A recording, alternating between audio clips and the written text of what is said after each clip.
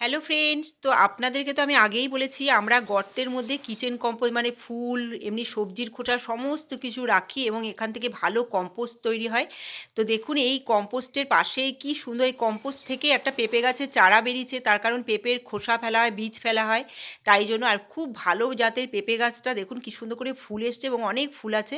তার পাশেই দেখতে পাচ্ছেন একটা কুমড়ো গাছ হয়েছে, খুব সুন্দর। কুমড়ো গাছটাও পাতা গ্রোথ নিয়ে একদম উঠেছে, আর কিচ্ছু দিতে হয় না, এই কম্পোস্টেই কিন্তু হয়ে যাচ্ছে। আর এখানে দেখুন আমি সমস্ত ওপরের যে খোসাগুলো আছে সেগুলো সরিয়ে দিয়ে নিচের থেকে দেখুন কালো সার বার করছি। এই যতক্ষণই দেখবেন এই কালো কালো সারগুলো বেরোচ্ছে তখনই ভাববেন খুব ভালো মানের কম্পোস্ট রেডি হয়েছে। এখান থেকে আমরা তুলে নিয়ে গিয়ে করব মেলে, শুকিয়ে সেটাকে চেলে তারপরে ব্যবহার করব।